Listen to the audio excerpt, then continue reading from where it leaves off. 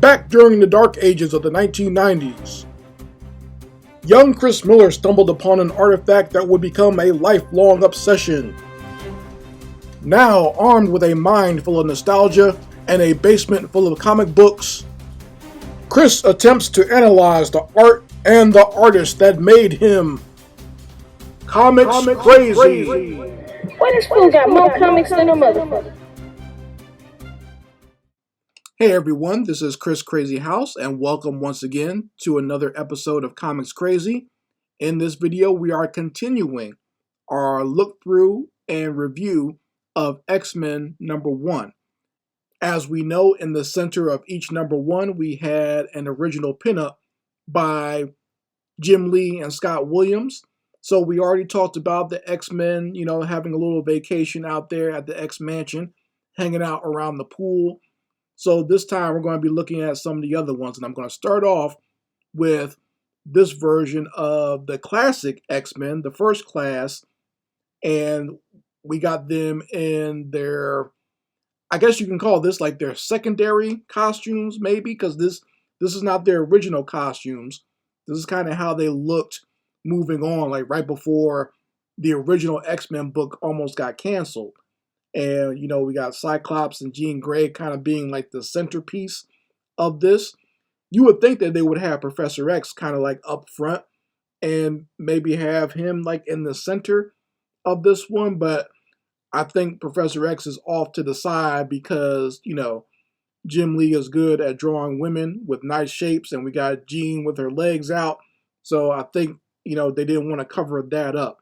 But the only critique I can give to this one is I like the fact of seeing the original class. I like them very much.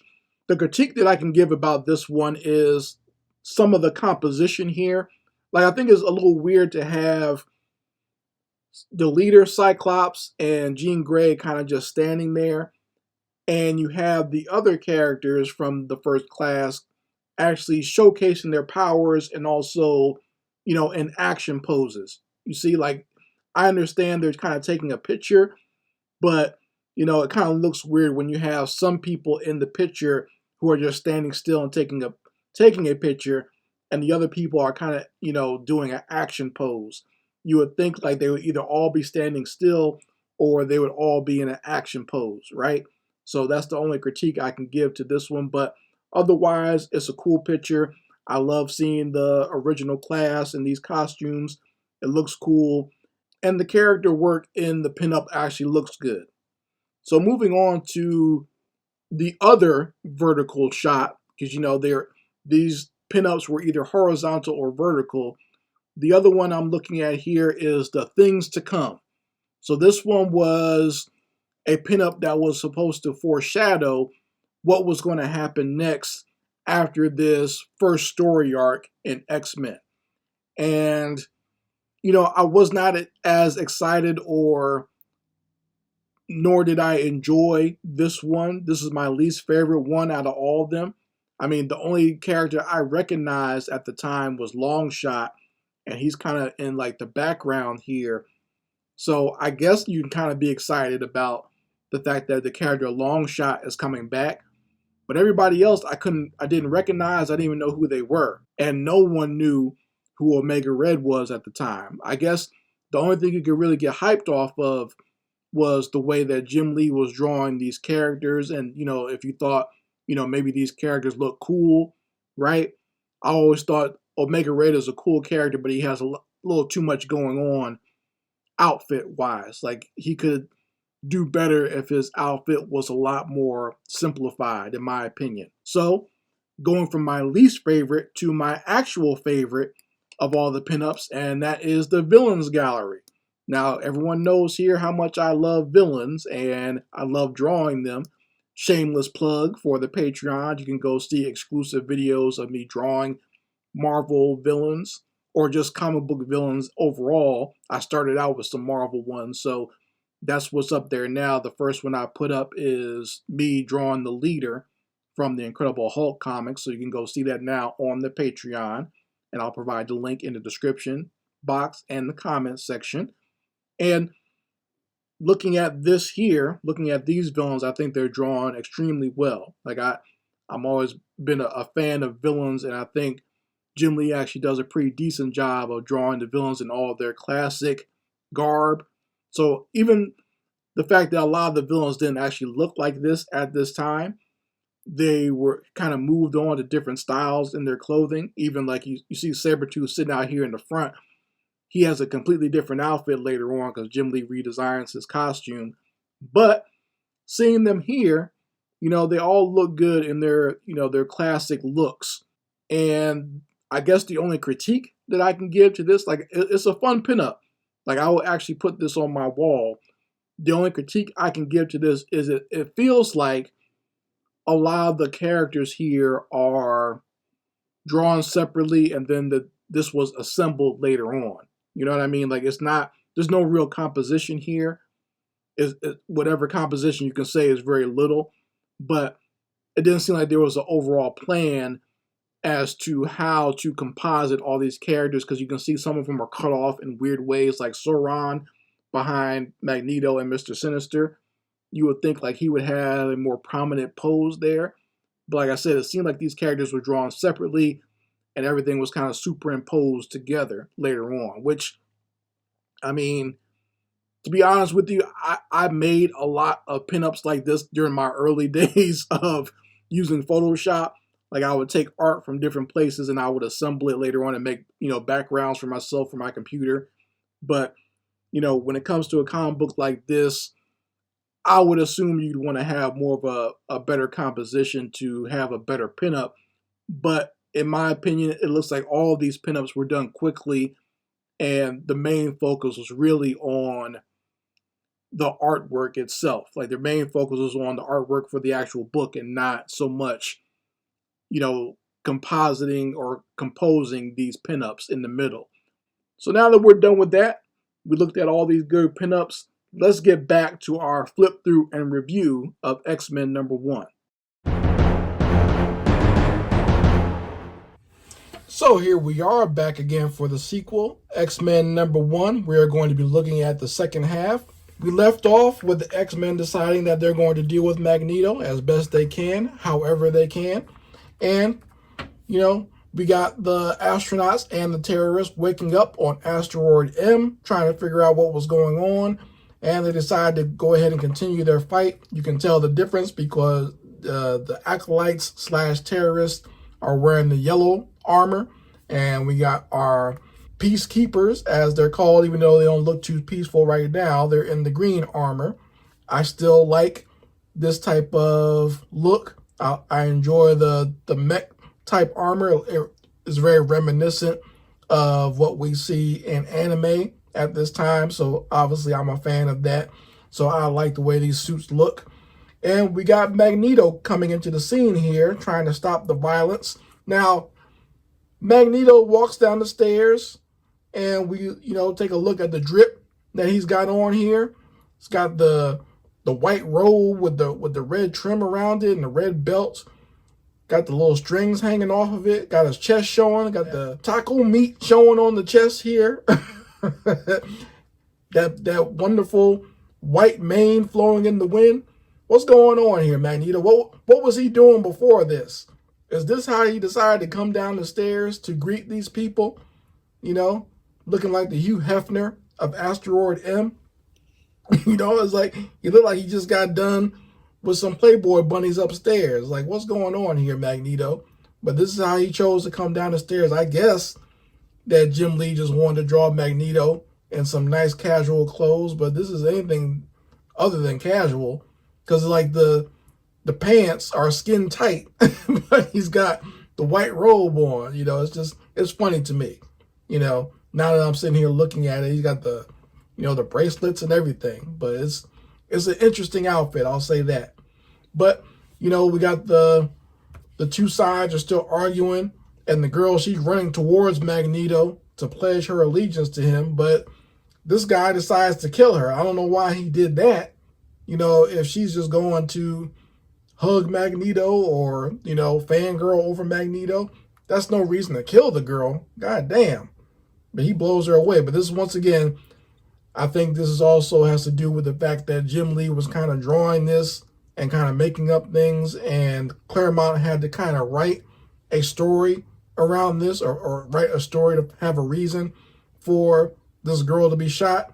Because this almost kind of looks like it could be a complete silent scene. Like, it doesn't need dialogue here, but, I guess Claremont had to add some dialogue that has some clarification as to what's going on. So we flip over, and of course Magneto, he's pissed. His eyes have turned red and everything. And he decides to use his magnetic powers to cause this soldier to shoot himself in the head. And this is actually done in a good way. This is a popular comic. They can't go overboard with the violence, but this is a good way to show this type of violence without being too gory, right? The show, you got the idea of him making him point that gun towards his head and him clenching his fist with his powers and causing him to shoot himself. I think the panel should be a little bit bigger to showcase just how insane the scene is, but I'm thinking it's small, not only just to fit the story, but also to not be too gratuitous in the violence here. So, the terrorists are telling Magneto, this is the way it is. This is why we need you. This is why we need our leader back. So we need you to come back to Earth, and we need you to start stomping some heads, because otherwise all of us mutants are in trouble. So Cerebro and the alarms go off, and we got Cyclops calling for the rest of the team. So Storm and the Gold team, they're off going to the Hellfire Gala at this time. So the blue team is the one that's going to take on Magneto. And we got our characters right here. We got the Beast, we got Wolverine, Psylocke, got Gambit, who's only half dressed at this time. And this was also a very popular image from this time period. It was used as ads. It was actually used on a t-shirt, which is weird because it's not really a t-shirt type image, but they were taking these guys' artwork at whatever they could get out of these guys, whether it be Todd McFarlane, Jim Lee, Rob Liefeld, and just throwing that artwork on whatever merchandise they could at this time. And this is one of the reasons why, in my opinion, that they decided, hey, we could be making all this money because we're not even getting any type of kickbacks from what they're using our artwork for. Now, this is a cool shot here. I like this page a lot. This is where Magneto is reminiscing on this submarine that he had sunk years ago. He sunk this Russian submarine that was out to attack him, but he has decided to go back to that and get the nuclear payload from this submarine. And I like this profile shot of Magneto with the helmet on and stuff. It actually looks really good. And we got him taking the actual nuclear missiles out of the submarine. And that's when he comes face to face with the X-Men. We got Rogue standing in front. They're figuring that Rogue is the one that he has the closest relationship with. So she's going to be the one to talk to him first. So Magneto is basically letting the X-Men know that at this point, he's going to use these missiles if humanity breaks bad on them. So if humans get frisky, they start acting like a frog, he's going to jump. And he's going to jump by using these nuclear weapons that he has taken off of this submarine. And right as he does this, we see that the Blackbird is approaching behind him, trying to take him from behind. That sounds terrible, but I'm not trying to make a joke. I'm just saying that that's where they were coming from. Magneto flips around, throws up his hand, and uses it against the Blackbird. You would think that, knowing that he is the master of magnetism, that they would have a jet or something that does not have any metal components. But Cyclops here trying to hold the ship together, and he kind of flies off, and we got the Beast and Gambit sort of jumping into action. Now, this is one of the shots that, even though it's kind of like a splash page, I'm not a fan of it. This is not Jim Lee's best work. I think he's done way better just in this issue alone. It almost looks like he didn't draw this. Like, it almost looks like he maybe did like a rough of this, and then someone else drew over it. Someone else did the inks. I know Scott Williams is inking, but Scott and Jim work well together when it comes to doing really great panels. Like, this is great. The pose looks good, even with the, the Blackbird in the background, even though it's kind of put in kind of a monochromatic look there. It still looks like a good panel. This one, I'm not as big a fan of. Like, you even look, if I can turn back to here and showing the Beast in this action pose, like, this looks great. It's got the foreshortening with his arm coming out there. It looks really good here.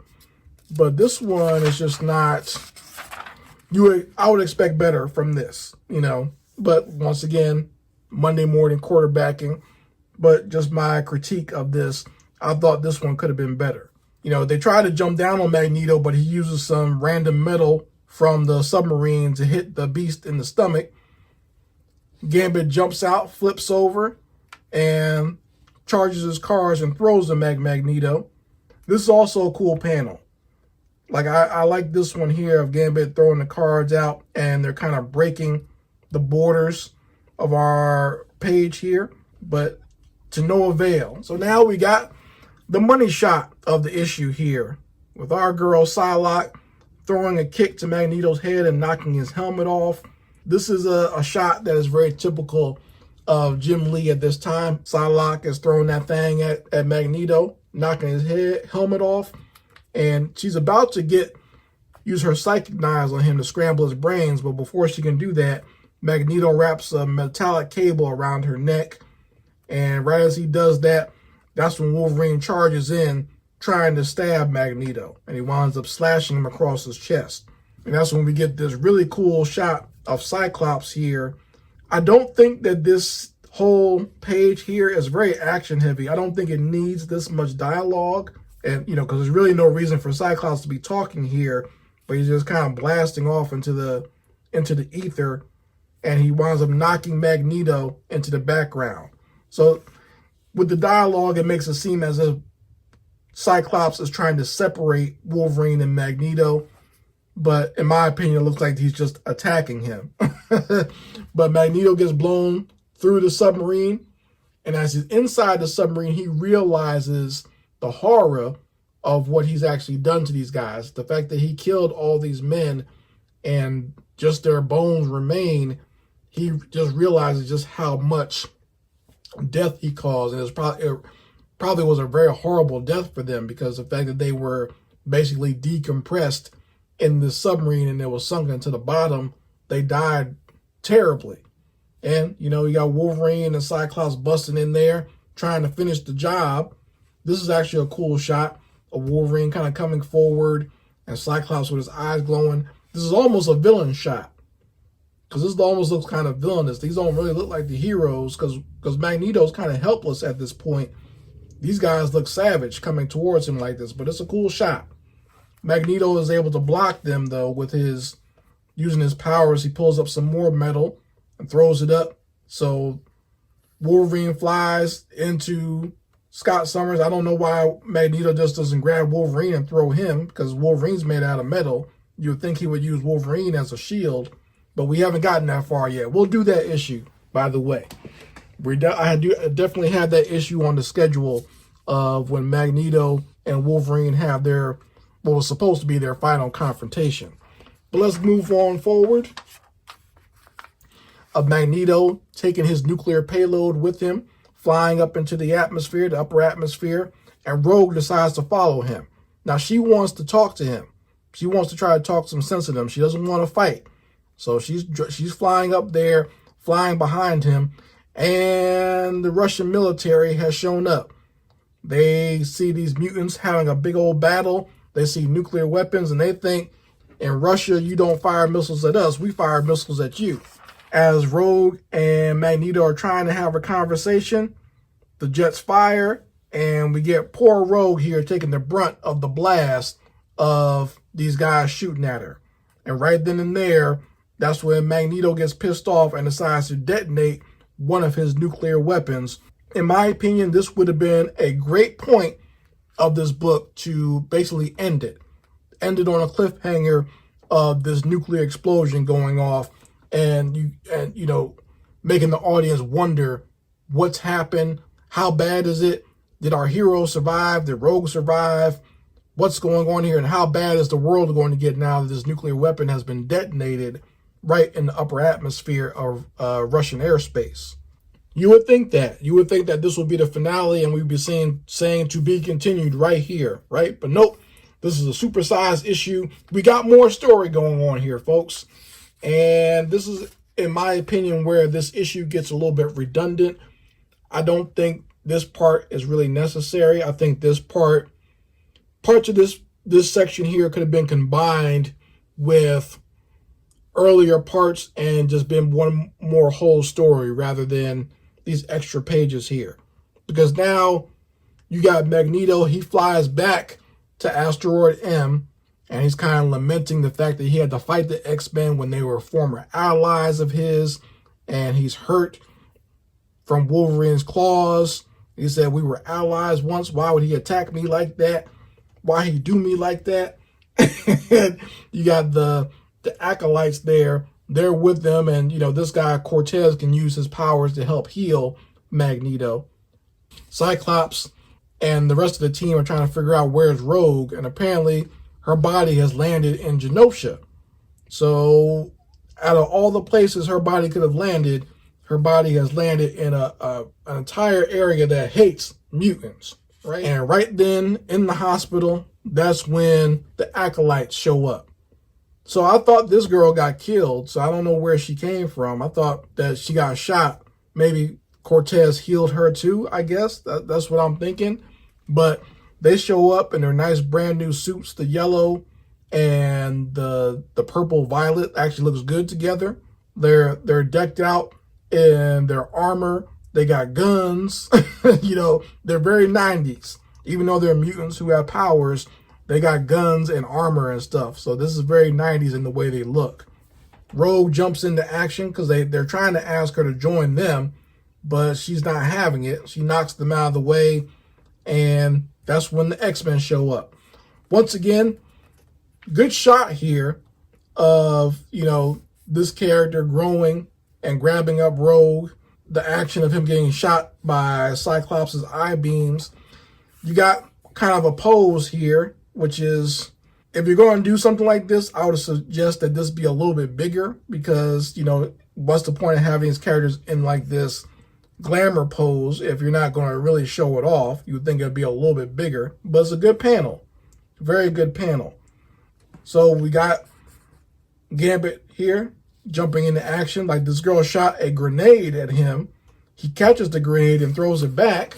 I'm wondering what the hell Chris Claremont thought was going on in this issue, because I would be totally confused if I was the writer on this issue and I didn't know what the basic plot was.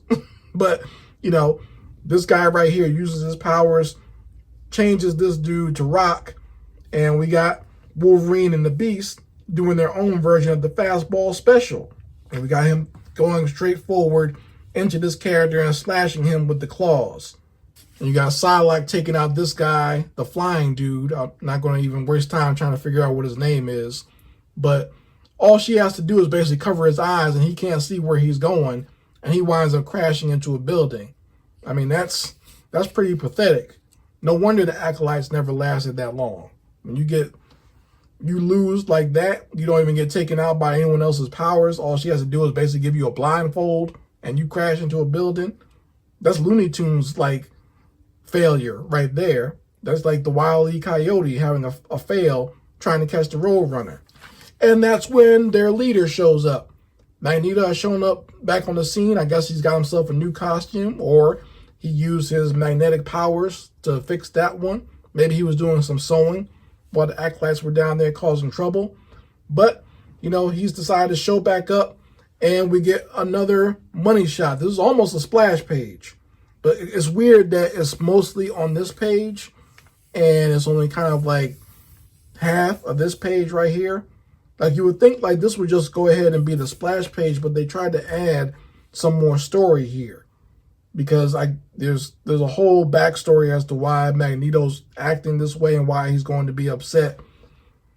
It's no point of me even trying to explain it here, because we're not going to cover it, but it's just a weird way to kind of put that Like we really don't need any more here. You know what I mean? And this is what I meant by, I don't know why they didn't just combine the first fight with Magneto and this fight with the Acolytes, combine those together and have the finale be Rogue being hit by that missile and Magneto detonating that warhead.